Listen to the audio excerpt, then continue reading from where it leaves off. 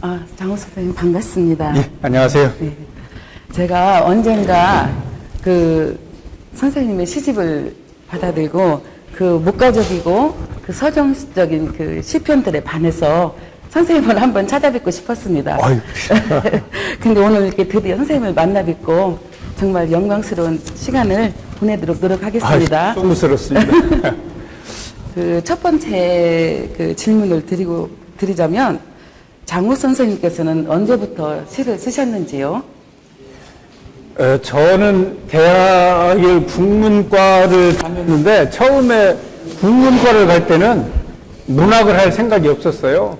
어학을 공부하려고, 언어학을 공부하려고 국문과에 갔었는데 가서 공부를 하다가 보니까 그중에 작년에 돌아가신 그 고아 최승범 교수님의 시조론이라는 강의를 받으면서 거기에 빠져들게 되어가지고 시를 쓰게 되었습니다. 그러세요? 네. 그 두 번째 질문은 장호 선생님께서는 기존중학교 그 교장 선생님으로 정년 퇴임을 하셨는데요. 학생들을 지도하시면서 글 쓰는 작업에 도움이 되셨는지요? 전혀 아니죠. 그래요?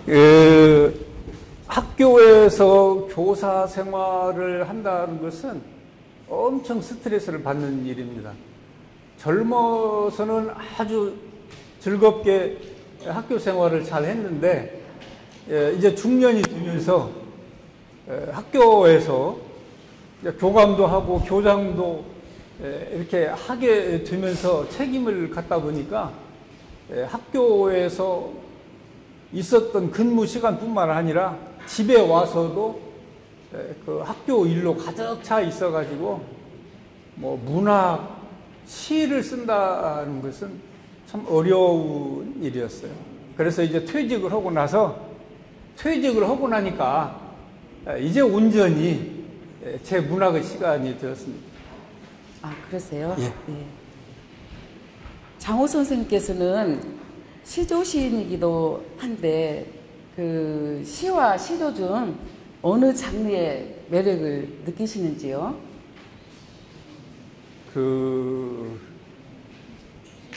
좀 애매한데요. 매력은 뭐 문학이라는 것은 매력이죠. 문학 자체가 좋죠. 저는 그렇게 생각을 해요. 그래서 시를 쓸 때는 저는 엄청 행복해요. 시를 쓰는 순간이 제일 좋아요. 밥 먹는 시간, 뭐 노는 시간, 뭐 이럴 때보다도 놀 시간이 있으면 차라리 시를 쓰겠다.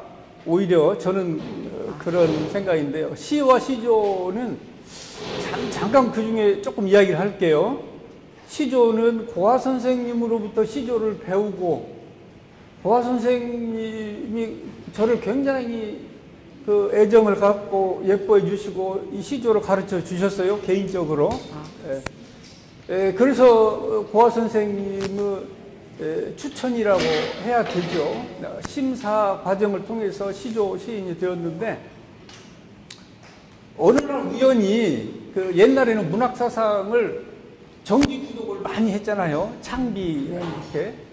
저도 정기 구독을 하면서 이렇게 보고 있는데 이게 넘어가다 보니까 이 중간쯤에 그 신인을 모집한다는 광고가 있어요. 그때도 마침 아마 4월 말쯤이었을 것 같네요. 며칠 안 남았어. 근데 시는 많이 써놨어요. 시조 써놨죠, 시조를. 그래서 부랴부랴 그냥 그 출력해가지고 그때는 우편으로 그 등기로 붙였죠. 그랬더니 그것도 시간도 며칠 안 걸리고 한 열흘 이내였던 것 같아요. 문학 선생님께서 전화가 왔어요. 당선이 되었다는 거예요. 나도 그때 깜짝 놀랐어요. 그렇게 해서 생각도 없이 시라고 하는 분야에 등단이 되었고, 그때 당시 심사를 해준 분이 서울대 오세영 교수님하고 고려대 최동호 교수님, 지금 다 생존해 계시죠? 그분 두 분이서 심사를 해가지고 저를 뽑아주셨는데, 그때 시상 때 이제 서울 가서 만나 뵈니까 저를 왜 뽑아주었어요? 그때 그랬어요. 그랬더니 너는 서정시라는 거예요. 그때 당시는 이렇게 창비를 중심으로 해서 참여 문학이 대세를 이룰 때. 그런데 이제 나같이 그런 게 아니고 서정시가 있다고 하는 것으로 그분들은 좀 상당히 특이하게 생각을 한 것 같아요. 그래서 너는 서정시이기 때문에 뽑아줬다. 그런 이야기를 하더라고요. 그래서 그렇게 시조와 시를 등단하게 되었는데 요즘에도 시조를 쓰긴 하지요. 경우에 따라서. 저는 주로 시를 쓰고 시조는 특별한 경우에 쓰는데 시조는 너무 힘들어요. 형식을 맞춰야 되기 때문에 그래서 거기에서 저는 항상 갈등을 해요. 자유시와 시조, 형식이 있는 시조와 항상 갈등을 해요. 도대체 왜 시조를 써야 되는가? 왜 형식을 맞춰야 되는가? 이렇게 해가지고 시조가 세계 문학 속에 이렇게 던져질 수 있는가? 이런 고민은 항상 합니다. 네, 잘 알겠습니다. 네 번째 질문인데요. 시인이 시집 속에 본명 소루쟁이라는 그 시를 읽었어요. 근데 소루쟁이의 선생님의 삶을 부각시킨 그 의미를 조금 더 설명해 주시면 감사하겠습니다. 지금 황고림 선생님께서 질문지를 메일로 보내주셨던데, 이제 소루쟁이에 대한 말씀을 하셨더라고요. 그런데 사실은 소루쟁이라는 시는 이 시집 속에서는 조금 내용상 좀 거리가 있는 그런 시죠. 내 삶을 거기다 넣은 것도 아니고, 아까 말씀드렸듯이 저는 그냥 생각나는 대로 쓰기 때문에 우리 집에 풀밭이에요. 우리 집이 풀밭이에요. 그래서 여름에는 엄청 풀이 많이 나는데 그 중에서 제일 키가 크게 자라는 것이 소루쟁이에요. 그래서 도대체 이 풀이 무엇인가 찾아봤더니 소루쟁이라고도 하고 소리쟁이라고도 하고, 그리고 근데 우리는 보통 부를 때 그냥 초록이라고 불러요. 초록이 그냥 아주 잎이 넓으니까. 그런데 그 초록이라고 하는 것이 이 지상을 지배하고 있는 것 같다. 그런 의미에서 소루쟁이라는 시를 썼을 뿐입니다. 예. 그렇습니다.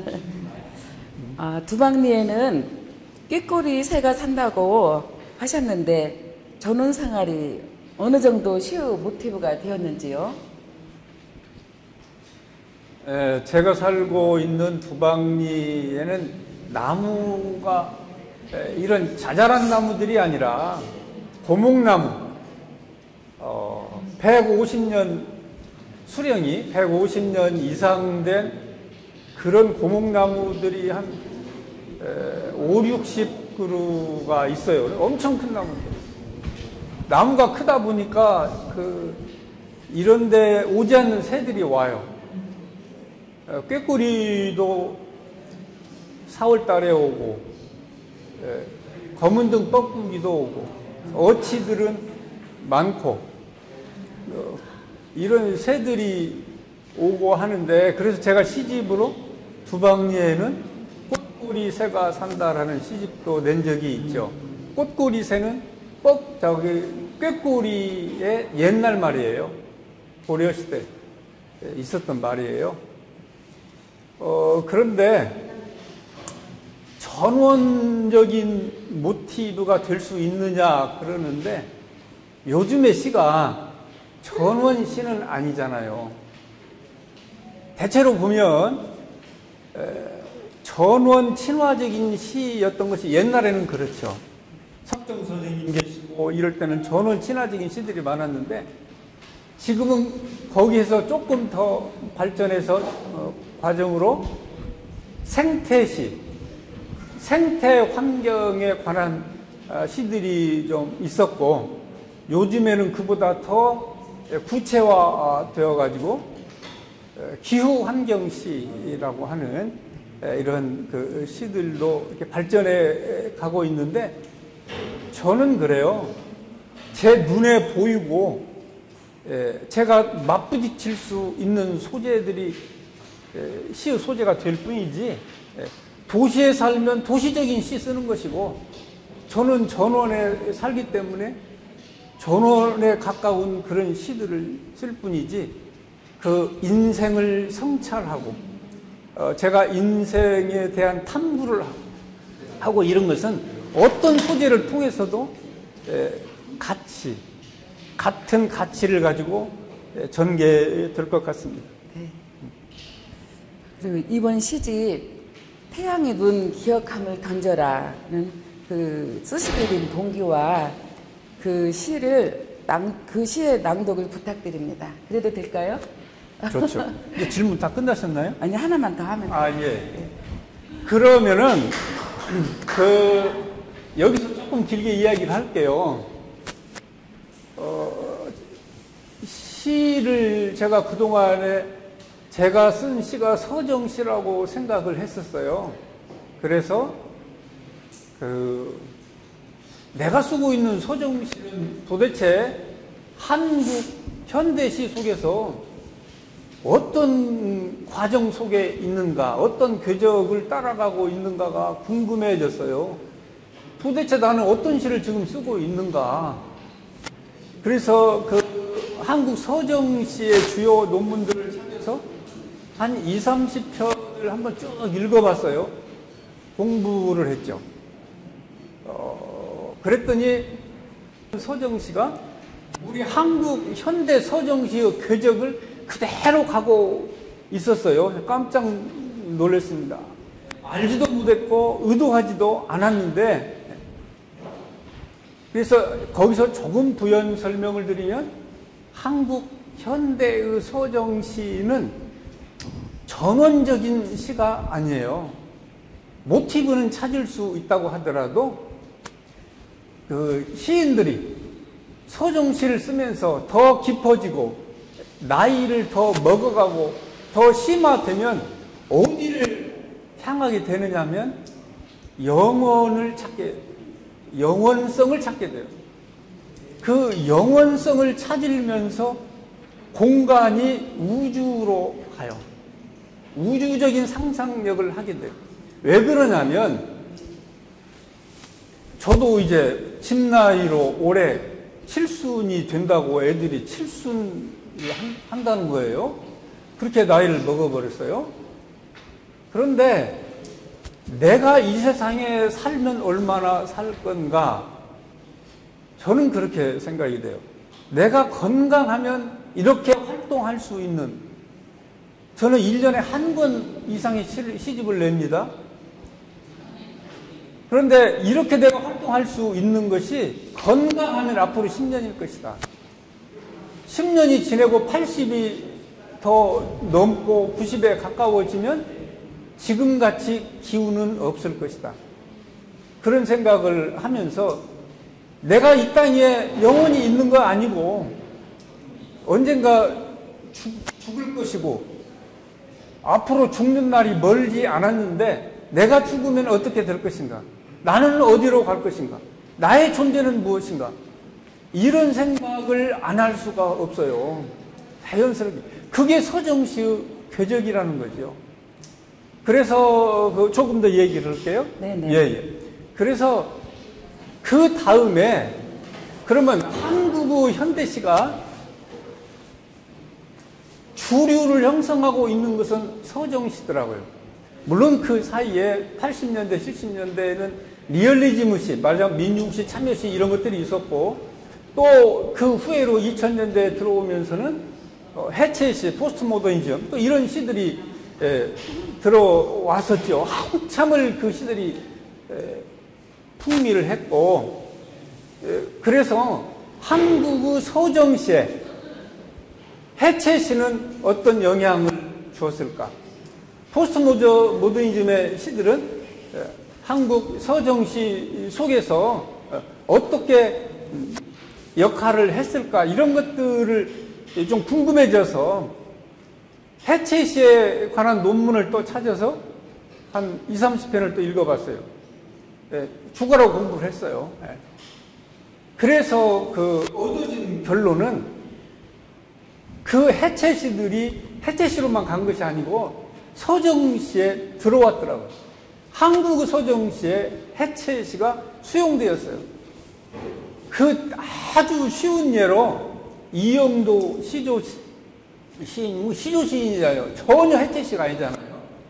그런데 그분의 시조에 나비 이렇게 행을 바꿔서 나비가 날아가는 시각적인 그 효과를 나타내는 그런 그 시조가 있어요.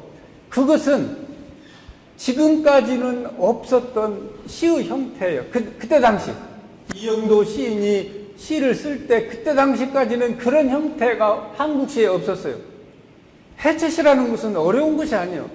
지금까지 있었던 전통, 어떤 맥락, 문법, 어법 이런 것들에 저항하고 새로운 것들을 받아들이는 것이 해체시. 그래서 그 이영도 시조를 보고 진짜 깜짝 놀랐어요. 이게 해체시로구나. 그래서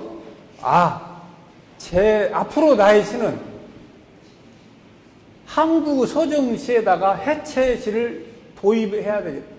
그래서 해체시의 좋은 점과 서정시의 좋은 점을 융합을 해서 내가 새로운 장르는 아니지만은 새로운 시를 시도해 봐야겠다 이런 생각을 하고 해체적 발상으로 시각을 보고 시를 시작을 해서 그런 그 서정시의 주제인 통합적 경지를 만들어야겠다 이런 의미를 가지고 이 시집을 만들었습니다.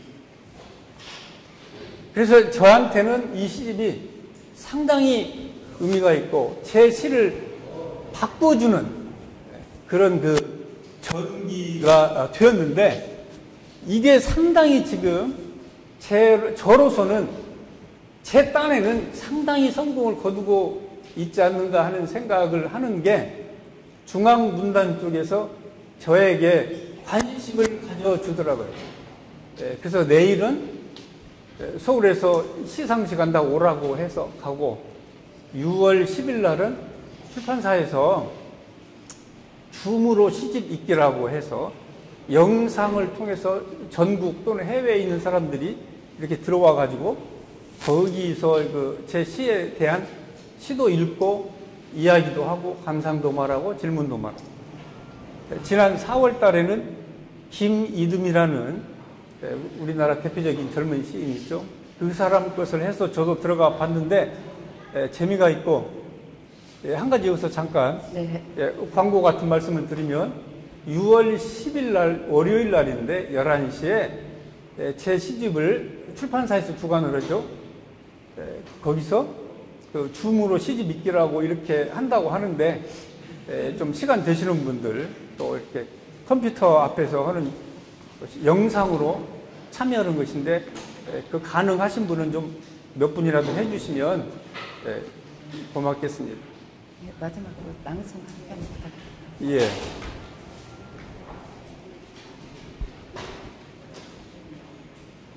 태양의 눈을 기억하면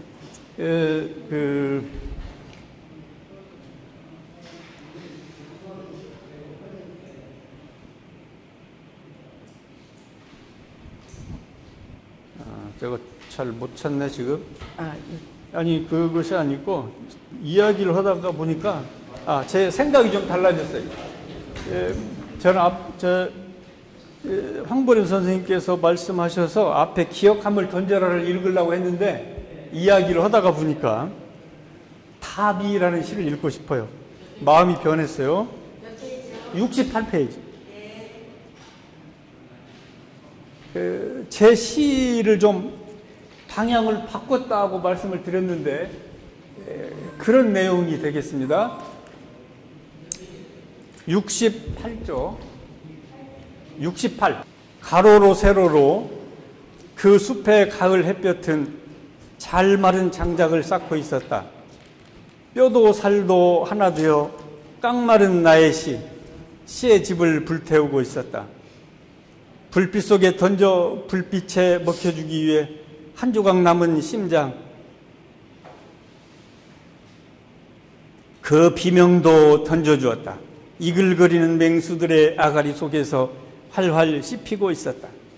잘 가라 나의 시여, 씨 같은 것들이여, 뼈 쪼가리 쓸쓸함이여. 세로로 가로로 그의 뼈를 꺾어 세운 십자가, 얼기설기 불타는 시간, 수직과 수평이 교차하는 공허 위에서 불태워지고 있노라. 지상의 아름다운 눈빛으로 치솟아 안녕이라는 허무의 집을 다 태우고 푸른 초장에 이르리라. 지팡이 하나 꽂아 살구나무 살구꽃 피우리라. 그 봄을 위하여 기도하는 땅을 디디지 않는 불꽃 춤이 되리라. 가을도 겨울도 뜰 안팎을 소재하고 마른 나뭇가지 마른 향기 위에 긍휼의 기름 부음을 던질지어다. 감사합니다.